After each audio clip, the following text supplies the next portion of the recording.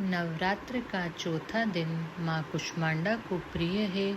इस दिन साधक माँ कुष्मांडा की विशेष पूजा और व्रत करते हैं।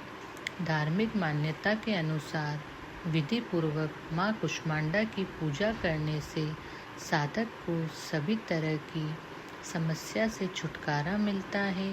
साथ ही माँ कुष्मांडा की कृपा से रुके हुए काम जल्द पूरे होते हैं।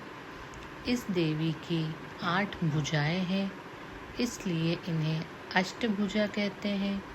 इनके 7 हाथों में कमंडल, धनुष, बाण, कमल पुष्प, अमृतपूर्ण कलश, चक्र तथा गदा है। 8वें हाथ में सभी सिद्धियों और निधियों को देने वाली जपमाला है।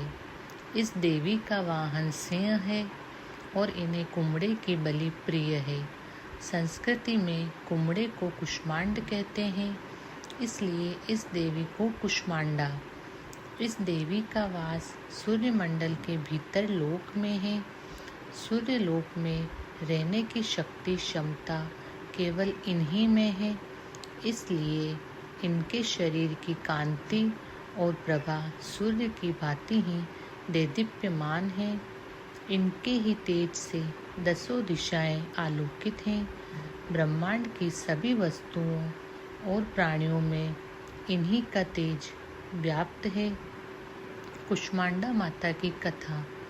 पौराणिक कथा के अनुसार जब त्रिदेव ने सृष्टि की रचना करने की कल्पना की तो उस समय ब्रह्मांड में अंधेरा छाया हुआ था।